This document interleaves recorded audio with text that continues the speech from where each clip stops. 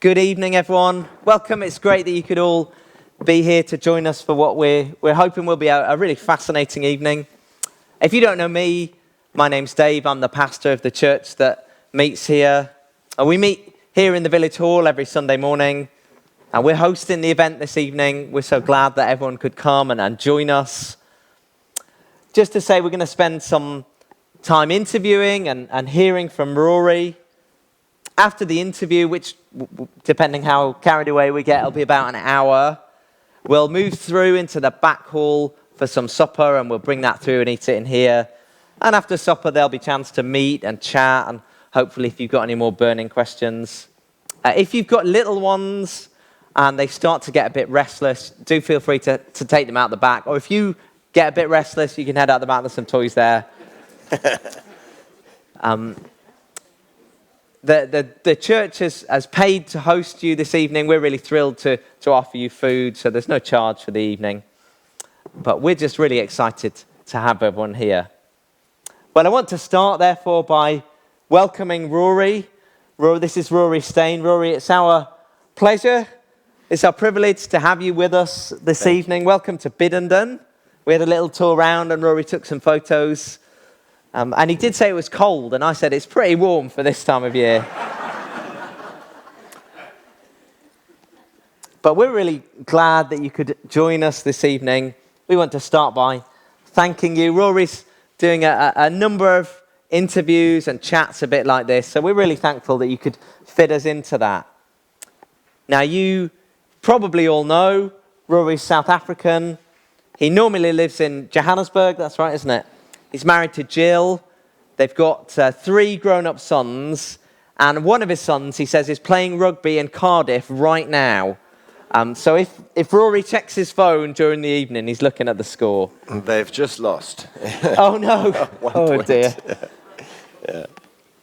Well, we'll cheer you up this evening, That's I think. fine. So Rory, at the moment, runs his own security company, but for a number of years, he was one of Nelson Mandela's protection team leaders. And he's come here this evening to share some of his recollections of that time, and just that we can hear a bit about his life and his experiences. So we're going to start off by setting the scene a little bit. Rory, you were born in South Africa. You were born under apartheid rule. That was established in 1948. And we just want to know, what was it like to grow up under apartheid? Okay. Thank you, first of all, Dave, and all of you for inviting me. It's wonderful to be here. And I want to thank you for giving up a perfectly good Saturday evening to come out and listen to me. So thank you for that, and good evening. What was it like to be born under apartheid? Right. As you correctly said, I was born in 1963. Apartheid was established shortly after the Second World War, when the National Party, by some really clever electioneering, almost stole the election and came to power. What should have happened was that Field Marshal Jan Smuts, who was Churchill's greatest confidant during the war, should have been our Prime Minister in that 1948 election, and his party lost narrowly to the Nats. And they established apartheid. So what does the word mean, even? First of all, it's a Dutch word, because Afrikaans, one of our official languages, is a derivative of Dutch. And the last 4 letters of the word, the H-E-I-D, is a suffix, like ness in English. So you'd have goodness and kindness, or apartness. That's what the word means. It means apartness or separateness. And it was an ideology that the National Party government established, whereby they would keep races apart, but they did it on the basis of a set of laws. So there's racism everywhere in the world. There's racism here in Britain. There's racism in probably every country in the world. But only South Africa legislated it and made it into a law. So when we talk about apartheid, we talk about a system or an ideology, but it was underpinned by legislation. So in 1963, when I was born, so let me just pause there and say this. We have these wonderful African women who work in our homes in South Africa.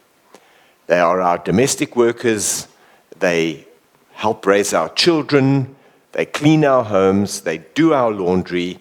And most of them, for them, that's the only employment they would get. Some of them are fully literate. They have a grade 12 qualification. Some of them are only semi-literate, maybe a grade 10 or even a grade 8 school certificate. But they work in our homes and very often, and they live on our property. So right now, as I sit here in Biddenden, we have a lady called Esther who lives on our property, and she's worked for our family for 23 years. We've educated her 3 children, and as I say, she is a second mother to my 3 boys. If the domestic worker in a white suburb has a child, that child will normally grow up on our property. And we, as white kids, will play with the little black kids until we both reach the age of 6, and then I'll go to that school, well, that's certainly what happened in 63, and the black children will go to that school. And at the time when I was born, or let's say the time that I went to school, 69, I went to grade 1. The white population of South Africa was 14%. And the other 86%, if you do the little converse equation, the government probably spent 86% of the education budget on the white population. So I received, Dave, a fantastic government education, and black South Africans received a really third-class, rubbish, inferior education because of the policy of that system. And we still feel that today. Our education is in a lot of trouble in South Africa because of what was done in 1948. So when you grow up and you're a 6-year-old boy and you get sent to grade 1 over there, you don't contemplate, well, where's my mate Thabo or whoever he is, Sifiso, why isn't he at school? So when I went to school, there were just white faces. And the only black people you saw in a school were maybe the ground staff preparing the sports fields. And I'm sad to say it today, but I can't sit here and lie to you that I accepted that as normal. So I grew up thinking that kind of segregation was normal and that it was okay that I had a privilege because of the color of my skin. That's how I grew up. So I hope that goes some way to explaining what it was like to be born under apartheid. So you have all these opportunities, this education. You grew up and you became a policeman. So what was it like in the police, especially as a white guy? What was that like during that era, during apartheid? So, good question. So, the first thing I need to say is that every white South African male of the age of 18 and above had to do 2 years of compulsory military service. So, there was conscription in South Africa, only for whites and only for males. I did not think that it was a cool idea to go. We called it going to the army. So you had to go to the army. The only way you could not go to the army was if you registered for a university degree, then all they did was they deferred your national service. So when you graduated, they grabbed you, and then they would deploy you according to whatever it is that you graduated in. So if you studied medicine, they'll put you in the medical corps, that kind of thing. So one of the ways not to go to the army would be to sign up for the police force, but then you had to do 4 years, not 2. So in order for these 2 to be recognized as having you've paid the debt, you had to do 4 years as a copper. But that was a good idea for me for a number of reasons. One was that when I did all of the tests at high school, they said you need to study law. I was raised by a single parent, and it wasn't my mother. My dad raised us on a journalist salary, 3 boys, he raised us. So there was not a lot of money knocking around when I grew up. And he couldn't afford to send me to university. I didn't have the marks at high school to earn a bursary or a scholarship, whatever you call it here in Britain. So joining the police meant that I could study through a correspondence university, get a law degree over those 4 years, because you can always scrape together the tuition for the first year, hopefully work hard enough to pass it, the police reimburse that, pay for the second year, and so on. Only problem was I hated law. I apologize if there are any lawyers here this evening, but I really detested it. So What I was doing, however, was I was writing the police promotion exams, which get you to a national diploma level, almost a degree. And if I wasn't going to be a lawyer, and I very soon realized that I didn't want to be, I thought, let me be a school teacher. So I went to the high school where I matriculated. I said, guys, I'd like to come and teach here. Oh, great, Rory, we'd love to have you. Fill in these forms and we'll get you a bursary to the university in Johannesburg. So I did that. Come the start of my 4th year, I phoned up the high school. I said, guys, what's happening with that application I made? You know, I'm nearly done with my police debt. Am I going to study teaching? And they said, well, actually, we've lost your application. You need to come in and reapply. So I said, wait a minute. So you're going to pay some bloke to go to the army for 2 years when I don't even owe the army 2 days. I said, I'll tell you what, I won't come and reapply. I'll stay a copper. So instead of serving 4 years, I served nearly 18 years. And the last 5 years of that 17 and a half years was serving President Mandela. But your question was, what was it like? We as the cops, obviously policemen, your job is to enforce law. So we were called in certain circles the dogs of apartheid because we had to enforce all of the law, even those iniquitous ones upon which this socially engineered system was based. So that's some of your kind of life story. Just flesh that out. Tell us a bit about some of the kind of the big influences on you when you were growing up. Well, good. You've prepared well, Dave. Your questions are really good. So my father, I already told you he was a journalist. He understood the cultural context that I was going to enter when I went to police college to do a year's training in 1982. Because the police force, the railways, the telecommunications, the transport were really the preserve of the Afrikaner, of Boers in South Africa, because the National Party almost provided sheltered employment, much like what the ANC government is doing now. And my dad knew that me as an English-speaking South African would be going a little bit into the leopard's lair. And he was right, because when I got to police college, Platoon 7 of Bravo Company, 1982, had 36 men in it, so there was a bungalow with 18 beds down that wall and 18 beds down that wall, and of those 36 men, 4 of us were English-speaking. Now remember one thing, and I was saying it to you at the back of the hall there, please understand this about South Africans. People look at South Africa because of our history of race, and they see the blacks and the whites. It's not as simple as that, folks. The whites, there's only 2 races amongst the white population, English and Afrikaner. English in terms of our home language. Guys, they fought 2 Boer wars at the turn of the last century.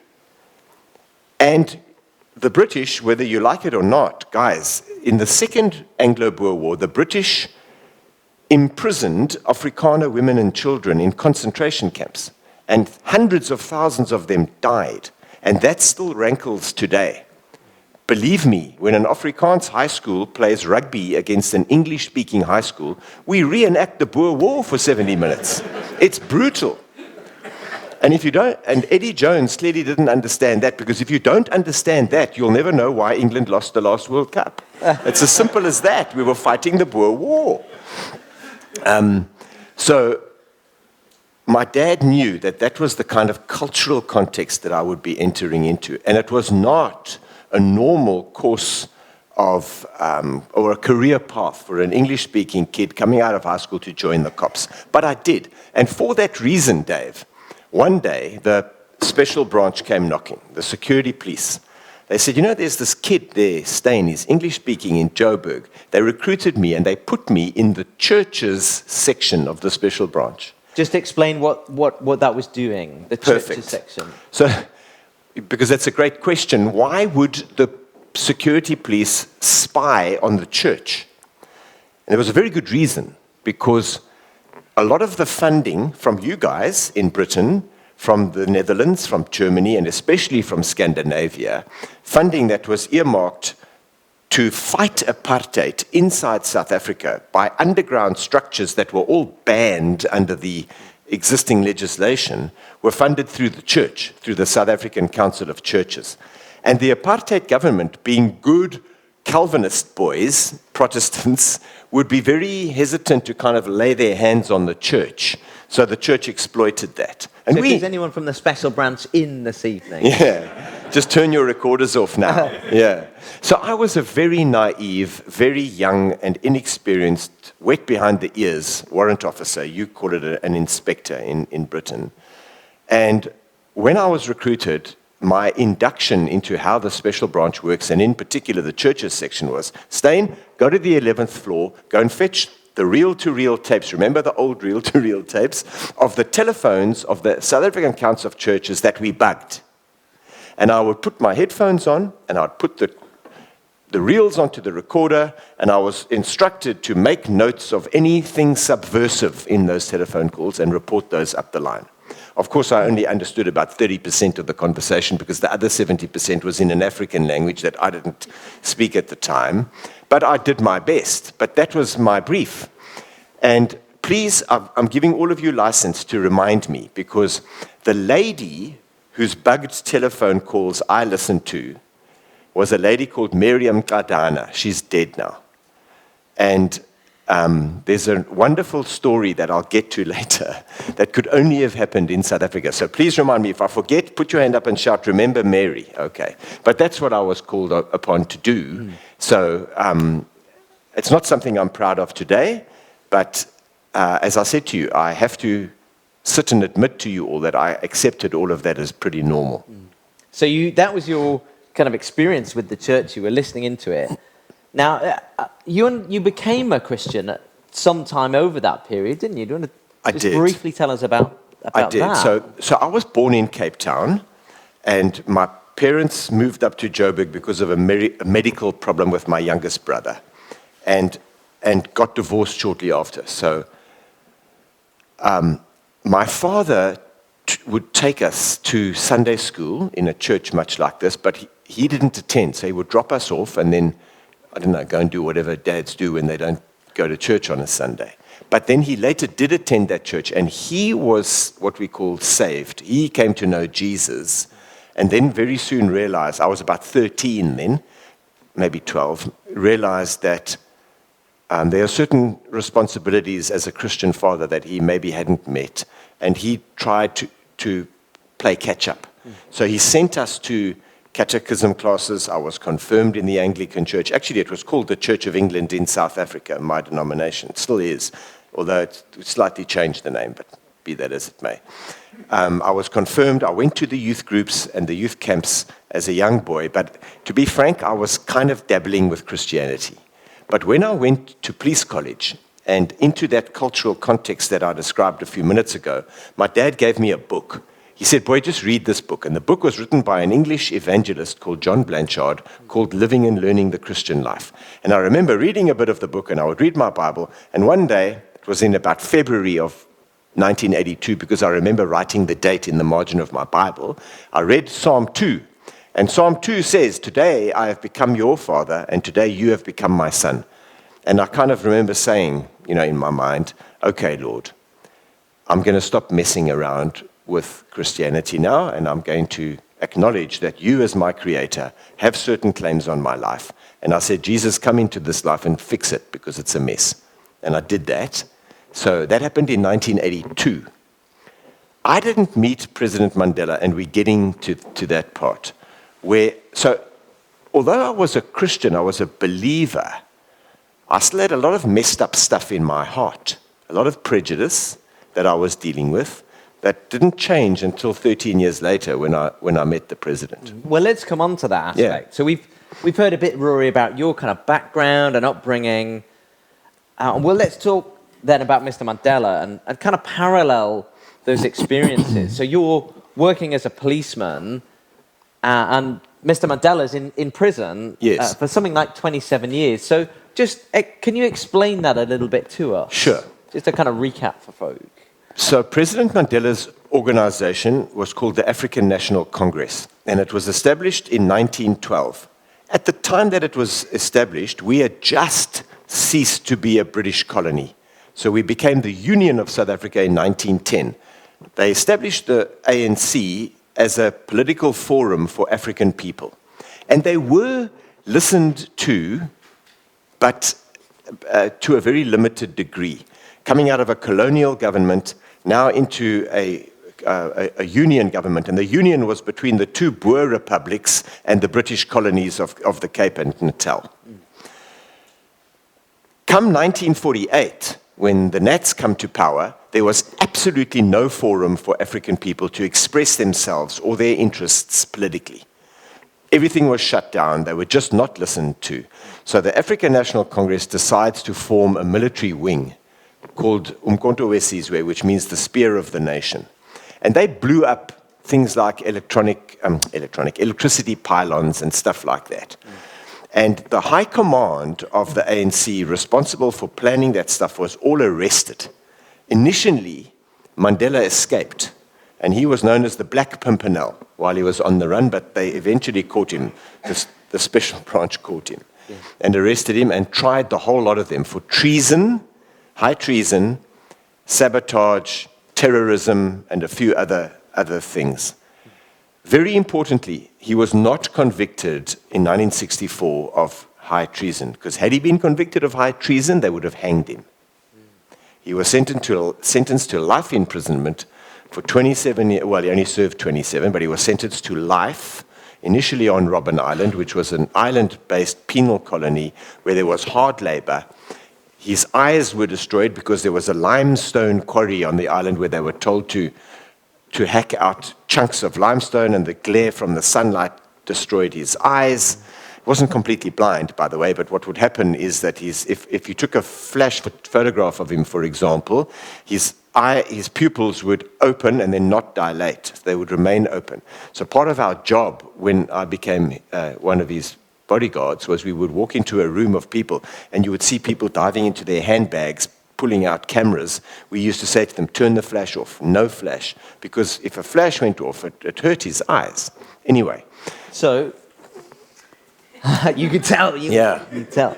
But I think, let's get into that. So you're a white guy.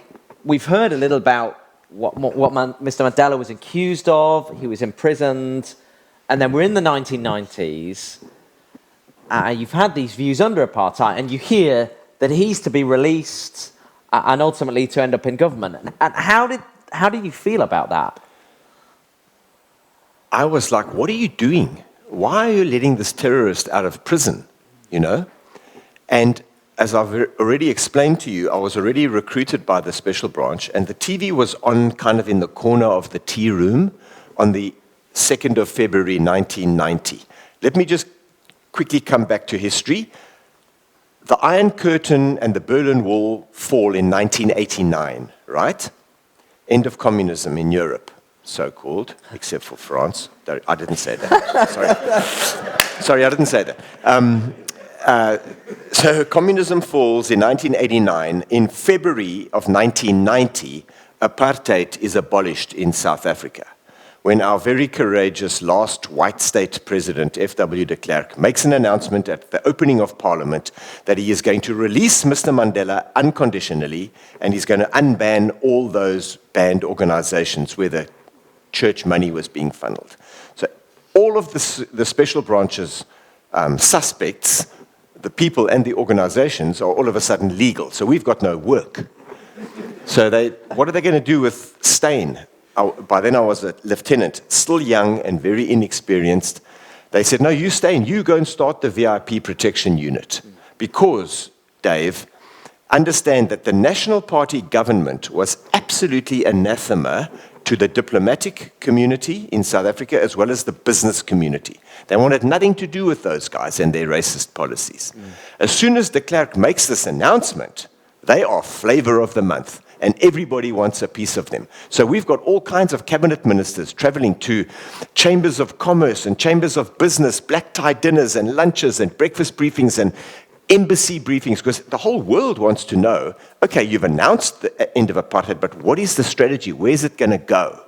So they needed security, like your secretaries need security now in Britain. So I was asked to start that VIP protection unit. So that was 1990. Yeah. If you now fast forward the movie 4 years to 94, we host our first democratic, non-racial elections, and Mandela wins the election, and I land up with a president who's got a home and an office in my town. So I'm spending 3/4 of my day going ahead and, if he's going to this hotel for a black tie function, then we'll go in advance and make sure it's all safe. That was what I was doing. So that's why there was nothing special about me, folks. Please understand that. I wasn't handpicked or carefully selected or any other cliche like that. I was merely in the right place at the right time when he became president. And that's how I landed up on his protection team. Because early in 96, I got a phone call, and the commander of what was then the Presidential Protection Unit, it didn't exist in 94, said to me, Rory, one of the team leaders is going to study in Canada. You're the right rank. You know the teams, and the teams know you. You know the president, and the president knows you. Would you consider applying for that post? So I said, well, give me 24 hours because I need to consult the government at home, Mrs. Steyn. And we discussed it, and I phoned back the next day and said, okay, I'm in, and I took the job, and, the rest is history. So we've got a clip now from the movie Invictus, where guys like you are kind of meeting, they're sort of his personal bodyguards who've been around him for the first time. And we'll roll the clip, and then we'll maybe chat about it. I asked Rory earlier, and he said that was indeed, that's what it felt like, didn't it? That's exactly how it was. I mean, I have to put myself in the shoes of those black ANC bodyguards. They protected him for the 4 years before that, since he came out of prison. And now they're asked to, hand him over to us, white cops? Never. I wouldn't have done that. And there's no way they wanted any, and it's exactly right. We were absolute bitter enemies. Because our job, especially as the special branch, was to try and arrest them, because they were trying to infiltrate South Africa. And you couldn't find more bitter enemies, maybe Arabs and Jews. But, there was real enmity there, and that is exactly what it was like in the beginning. This is the embarrassing bit where I say, Rory's written a book, which is called One Step Behind Mandela. And you can get it on Amazon. I couldn't find a hard copy, but I did get it on Kindle. I've really enjoyed it over the last couple of weeks.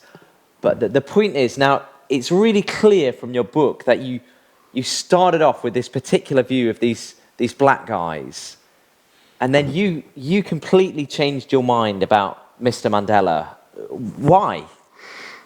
There was a specific moment in time where it happened for me, and it was on the very day that he became our president. So I've already told you that the election that elected Mandela was in April of 94, 27th of April. It's a public holiday in our country now, Freedom Day. On the 10th of May, he is inaugurated as South Africa's first democratic president.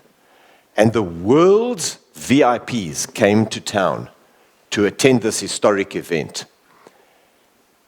And I've already told you that I was the commander of the VIP protection unit in Joburg, and all the 5-star hotels where they stayed are in Joburg. There weren't any in Pretoria that are there now. 13 5-star hotels, 184 heads of state, heads of government, royalty, and celebrities are in town, and my team of men and women are protecting them. And we've then got to get them into 184 motorcades heading up the freeway from Joburg to Pretoria. That's 60 kilometers apart.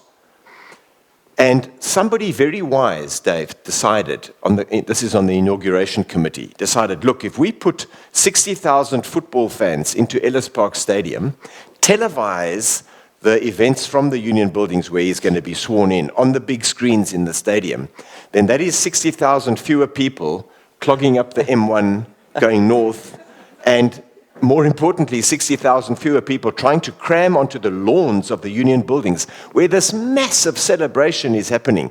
Black South Africans are literally partying and celebrating the advent of freedom and democracy. There's not even space for, as I said, for 60,000. So put them into the soccer stadium and have a soccer match between South Africa and the reigning continental champions, Zambia. And the president will fly there by helicopter. I mean, who does that? On the day he becomes president, he gets in a chopper a few minutes later and flies those 60 k's south and attends the soccer match, to greet the teams lined up on the field as presidents do. Well, Nelson Mandela did that. So I'm the commander of that unit. I get a telex, guys. Remember telexes? Not even a fax, never mind an email. A telex that says... I have no idea what you're talking about. A telex is... You're lying. These little guys don't know what he's talking about.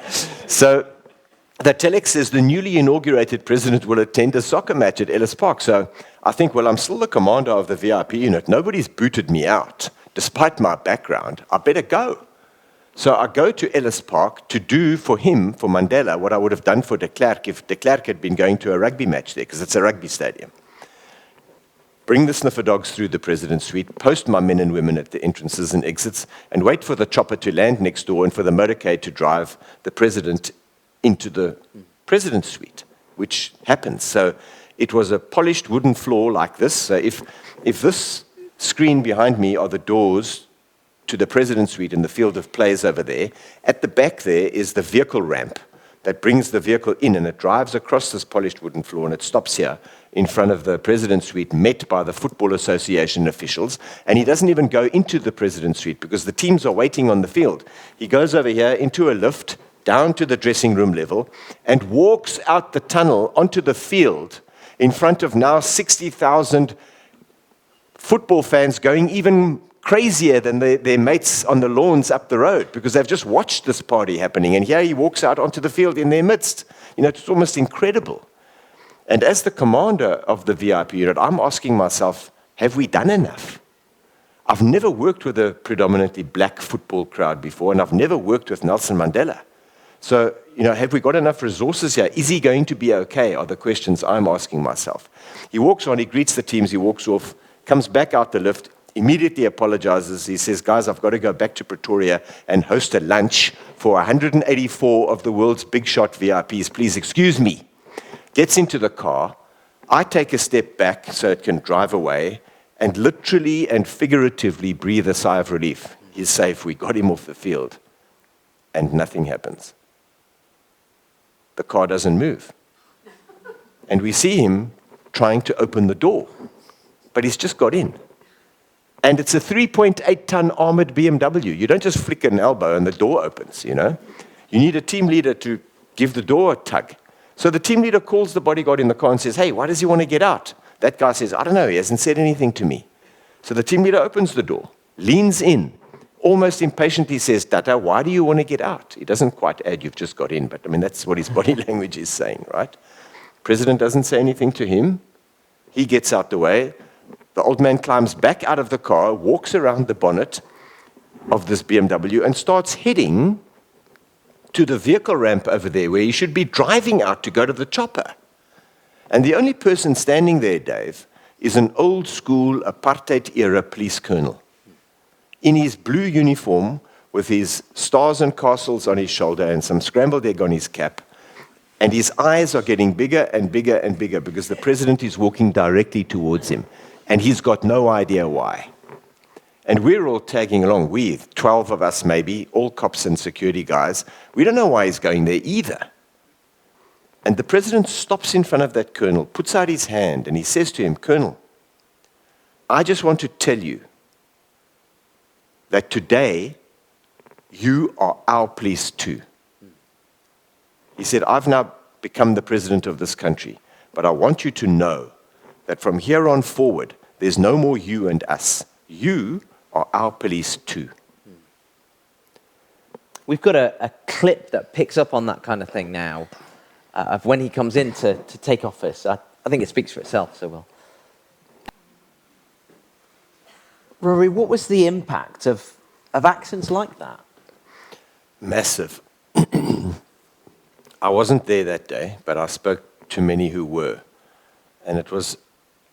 So that does a good job, but I think that what really happened was even more significant than what the movie shows.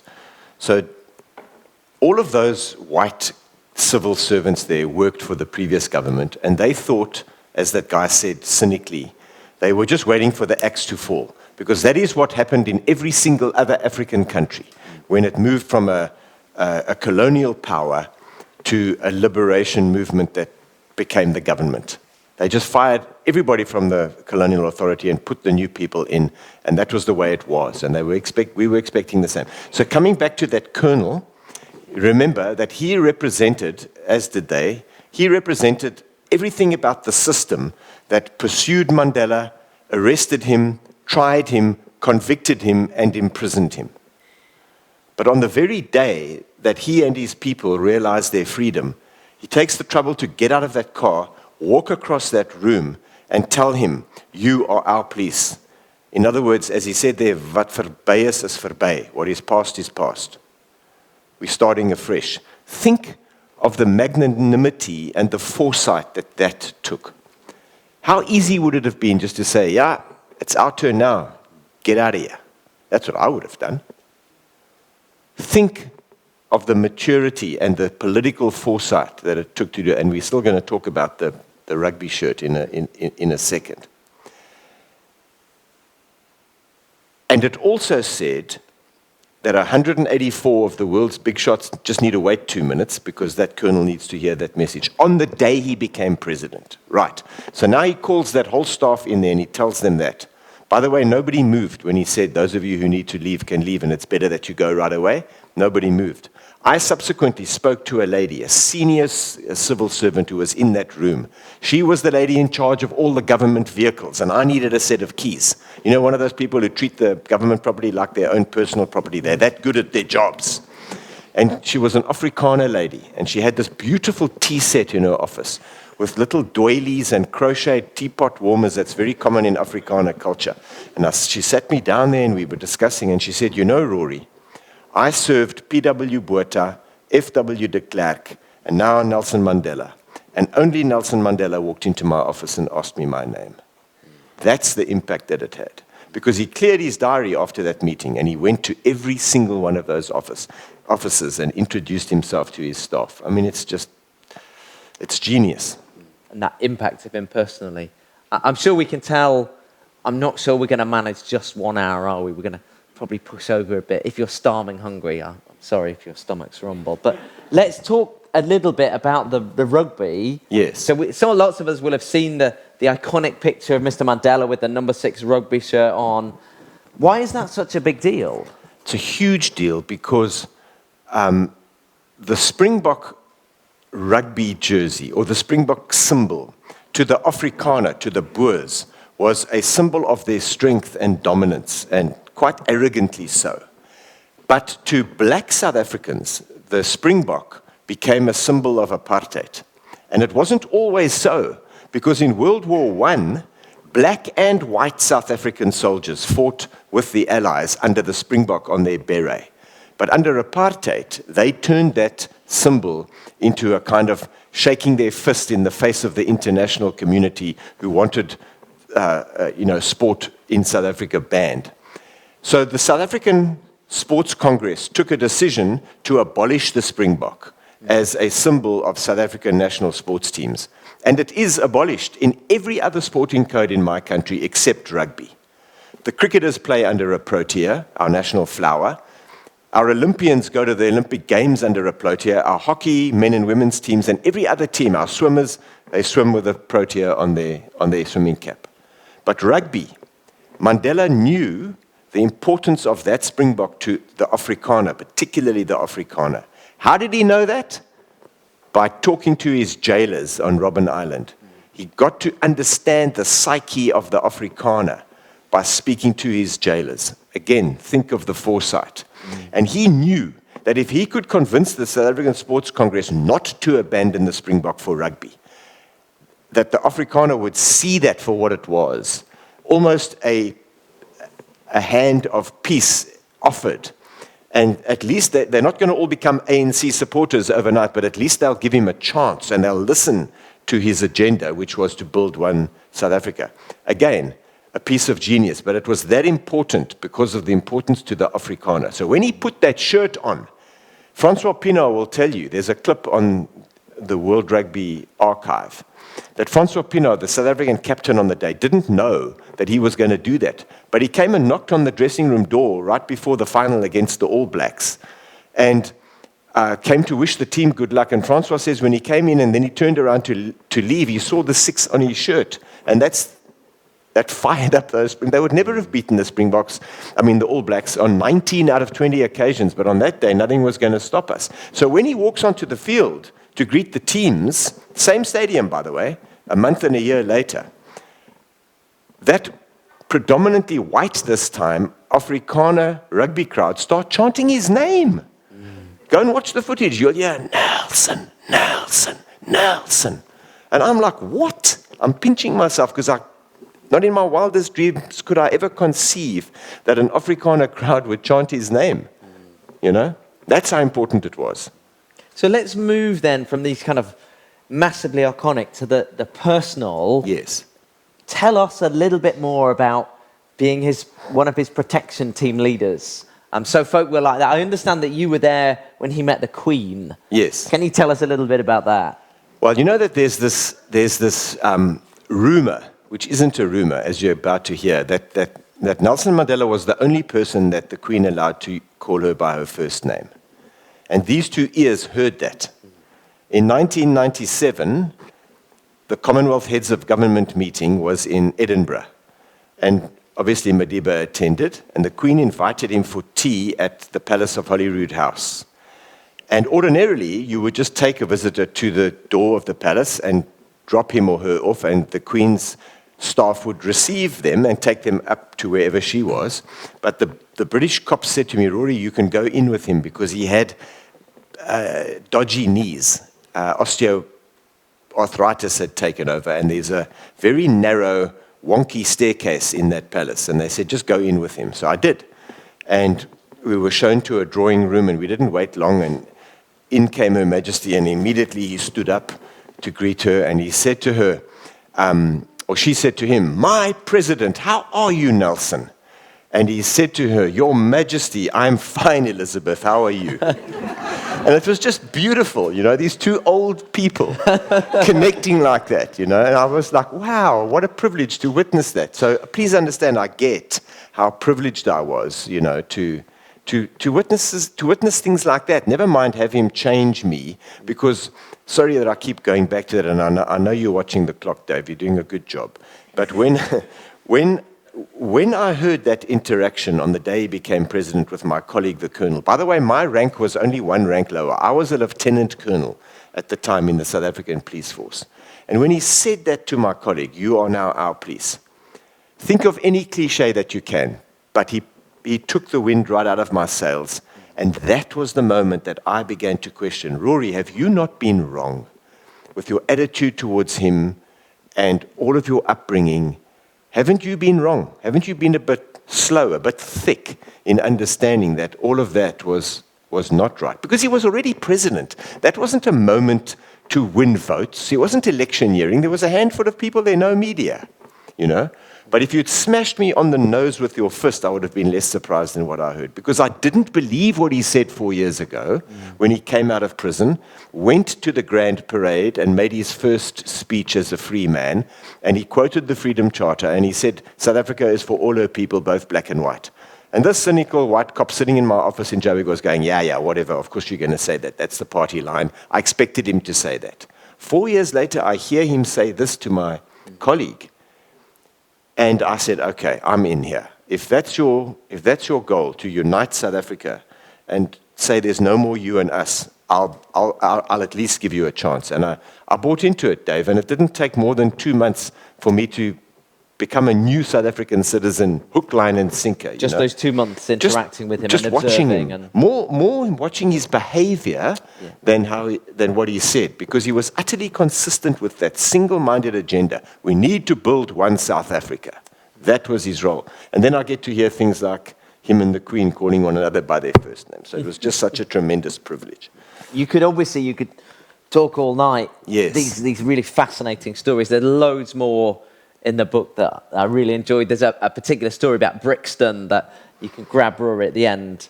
But now, Rory, you travelled with Mr. Mandela for five years. What was he like personally? I mean, he sounds just perfect. What was he like? Well, he wasn't perfect, but I can tell you this, folks, that the greatest compliment I can pay the president is that for any of you who've never met him, exactly how you perceive him on a TV screen, that's how he is. He didn't have a public-facing image that was for the electorate and then, the real guy who was somewhat different. No. How he spoke to another head of state or the Queen is how he would speak to the gardener, how he would speak to us, and how he would speak to his family. He was utterly consistent. And that, how rare that is. And how rare that is for a politician. He was like that. And he didn't need, Dave, the world's acclaim. He was conferred with something like 184 honorary doctorates from universities all over the world. He didn't need that. He didn't need a Nobel Peace Prize. He was a man of very simple needs and desires. He ate simple food. He exercised by walking, even when his knees got a bit dodgy. He wanted nothing more than to sit in his lounge with a blanket over his knees and read the newspapers. He read every single daily newspaper, every day, English and Afrikaans, cover to cover. He was that well informed. And when our sports people would excel, whether it was Ernie Els winning a golf tournament, or Amanda Kutzer winning a tennis tournament, or whatever, he would phone them and say, well done, the country needed that kind of stuff. He was just so human. And he loved children. Guys, you youngsters, oh man, I tell you, if we were outside some venue where he was doing whatever he was doing, and there were kids nearby, we would have to go to those kids and start briefing them, because when he walks out of there and he sees kids, 100% he's not getting in any car. He's going there. And he's probably going to sing Twinkle, Twinkle, Little Star with them. So we would go and tell them, guys, when the president comes, he's in the building, he might come to you, He might come to you. If he does, don't all rush. Please wait your turn. He will greet all of you and he'll shake your hand. He's probably going to want to sing with you. But please, just behave yourselves, kind of thing. We had to adapt our protection methodology because that's who and he loved pushing aside the formal speech. When he pushed that speech aside that a speechwriter had written, took off his glasses, and started to speak from the heart, that's when we started to listen. Because that's when we knew the good stuff was coming. And similarly, when he was courting Mrs. Michelle, and he wanted to buy flowers or jewelry or chocolates, he would go himself. Can you believe what happens when Nelson Mandela walks into a shopping mall to go and buy chocolates for his sweetheart? Our life is a nightmare. It's chaos. We would say to him, Tata, give us the money, we'll go and buy them. No, I wanted to choose them myself. Because he doesn't. He wants to go and interact with people. And when I look back now, Dave, I'm so proud of the fact that I served a president who loved being with his people. It's wonderful that he was like that. Rory, it's clear that how much of an impact he's had on you. But now you mentioned earlier that you had become a Christian, a follower of Jesus. Now, you would say that's had even more of an impact on you, wouldn't you? And I think some of us might find that a bit surprising. How would you explain that? Quite simply in that, yes, President Mandela was a wonderful reconciler. I mean, he reconciled our nation. He reconciled two warring peoples. And I've already told you that it was much more than two. On a horizontal level, so man to man, he reconciled our country, probably a lot of the world as well. And there's only a handful of people that did that. Count them. There's Gandhi, there's Martin Luther King Jr., Churchill, Mandela. That's it. That's the list, So on a horizontal level, as I say, man to man or woman to man and man to woman, he reconciled a nation. But on a vertical plane, there's a God who created us, and there's us down here who've messed up his creation, and we need to be reconciled to him. And the only way that can happen is through following Jesus, which is what what you're alluding to, aren't you? So there's this vertical reconciliation that needs to happen, and actually it's not more important. The one isn't more important than the other. It's more significant. But remember that God created all of us, all of you and us, you and me, Dave, sitting here. God created all of us in his own image. And he wants us to be reconciled to one another. He wants us to live in peace. He calls us to live in peace. But then He wants us to be in a right relationship with him and reestablish what happened when he created the Garden of Eden, and it was perfect. And we messed it up. And that's where this vertical dimension comes into play. Yeah. So you see how the reconciliation actually is really significant. Yes. For your understanding. So Mandela was a great reconciler. Jesus is the ultimate reconciler. Yeah. Because he was the only person in history standing above even those names that I mentioned. He was utterly unique in history because he was a man like you and me. He got tired and he ate food and he bled when they stabbed him in his side on the cross. But he was perfect. He lived a perfect life. That's what makes Jesus unique. That's why he's the ultimate reconciler. He didn't need to go and die on that cross. You and I should have been there. Now, you'll know that we're a church running this event. That's pretty clear. We'd love for people to come and get to know Jesus. But I guess this is what Rory really wants to do here. Someone's listening. Why would you encourage them to take the effort to get to know Jesus? Simply because, Dave, a lot of people often say to me, wow, Rory, you had a wonderful experience. And wasn't Mr. Mandela such a wonderful man? And it'll be such a shame if he were not in heaven one day. No, folks. Because you don't get to heaven by being good. You don't get to heaven by reconciling a nation and forgiving racist cops like me and extending the hand of forgiveness rather than the fist of revenge when you come out of jail. You can't get right with God by living a good life. Please understand that tonight, my friends. The only way you get right with God is by accepting what Jesus did for you and me. So Mandela, I think he's in heaven, and I've got good reason to think that. But not because he lived a good life. Do away with that thought tonight if you've never understood that. The Bible says that God considers our good deeds to be like filthy rags.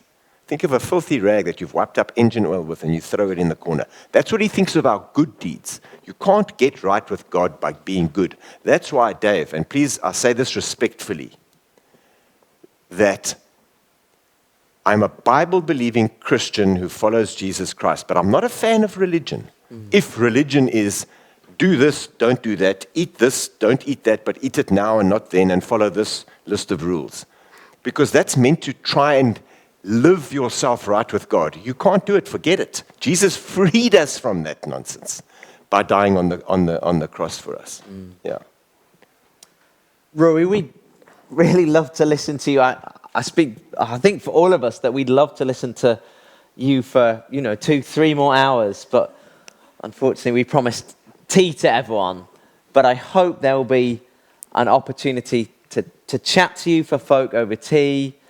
I just want us to express our appreciation, Rory, for you coming and joining and just sharing a snippet of your life and experiences and all that we've had. Dave, may I just interrupt you? And I apologize. I just want to say one further thing on that before you embarrass me by thanking me over and over. It's a privilege to be here, folks. I just want to say this, that people often say to me that 2 men, actually 3 if you include my dad, but these two men had a profound effect on my life. And what is the difference between Mandela's effect on my life and Jesus's? And I just want to say this, that Nelson Mandela never claimed to be the sinless son of God. He never claimed to be able to forgive people's sins. In fact, Mandela said, and again I heard it with these 2 ears, he said, I'm not a saint, and people should not treat me as if I were a saint. So he was acknowledging that he wasn't perfect. And indirectly, what I'm hearing is, I'm not perfect, and I too need a savior. But more importantly, folks, I was there on the 13th of December, 2013, when he was buried. The day before, we as the Bodyguard were called to the Air Force Base where his body had lain in state for 3 days in Pretoria. Now it was in the coffin, wrapped in our national flag, and in the hangar on the Air Force Base, a kind of sending off ceremony of the body took place before it went to its final resting place. And we were given the tremendous privilege, Dave, of being called up, 10 of us at a time, to stand 5 on either side of this casket, just with our own private thoughts and memories, as the proceedings continued, because the who's who of South Africa were in that hangar. And we were left with our thoughts, and it was such a privilege, because normally when we were around the president, we were working, and that day we were invited guests. But the next day, on his farm in Kunu in the Eastern Cape, that coffin with the national flag on it, on a gun carriage, escorted by senior military personnel, slow marching, came from the marquee where the funeral service was held, up a slight hill to his grave, where it went into the ground. Folks, and that's where it is today. But I want you to remember that Jesus' tomb, somewhere on a hillside outside Jerusalem, we don't know exactly where, is empty. Because in a few weeks' time, literally 3 weeks, we're going to celebrate Easter, aren't we? What happened on that first Easter Sunday morning? Mary Magdalene, having seen them murder her Lord on the Friday, I don't know why it was called Good Friday, because it wasn't Good Friday for her. She ran to the tomb on the Sunday morning to go and take care of the body. She gets there, and the tomb's open. And the grave clothes are folded up, and she sees a bloke sitting there who she thinks is the gardener, and she says to him, "What have you done with my Lord?" And it's not the gardener, it's the risen Christ. And Jesus says to her, "Mary, it's me. I have risen." And that's the difference. That's the ultimate difference that you can't, that's why you can't compare Mandela and Jesus. Because Mandela's influence on my life, Dave, only lasts until I go into my hole in the ground. Then I can't tell you this anymore. I'm gone. But Jesus' change in my heart gets me over that line and into eternity with him. And I get to spend the rest of eternity. And again, I say to you respectfully, because I don't know you, with every ounce of respect I can muster, my friends, it doesn't matter to me whether or not you believe in life after death, because it's real. And the Bible says when a man and woman, it is ordained for man and woman to die once, and then the judgment. Then we stand before that God who created us, and he says, "On what basis do I let you spend eternity with me?" And then it doesn't matter whether you're an Anglican, a Catholic, a Wesleyan, a Mission, a Presbyterian, a Happy Clappy, or whatever. The only answer is on the strength of Jesus' blood. So that's what I came to tell you tonight. Please don't rest this Easter until you've sorted out in your own mind this matter of eternity. Rory, we want to thank you just so much for sharing so much of yourself and your story, and I guess your passion for what's really important to you. So thank you. Let's express our appreciation to Rory. Thank you.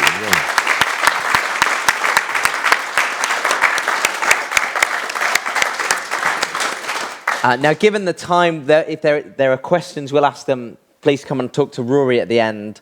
But before we move through to dinner, just want to invite you to consider a little more what Rory's been saying. We've got some of these books are available on the table. Please do take one, find out a little more about Jesus.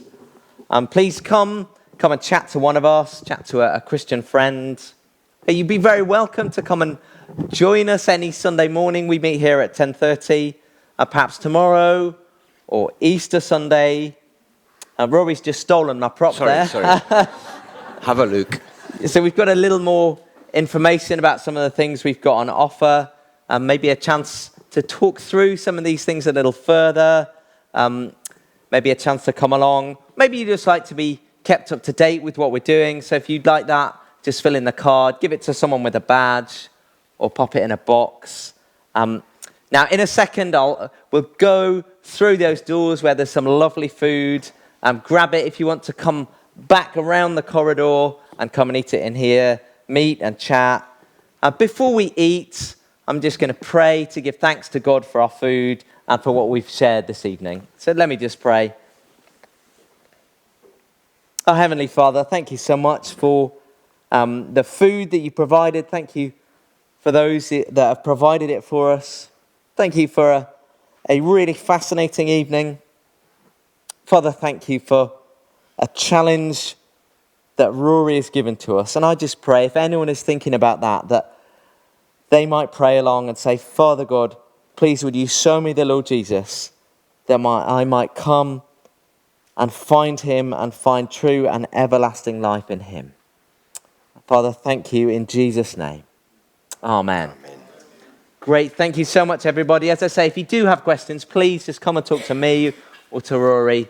And please do head out through for the food. Thank you, Thank everybody. you all for coming. Yeah.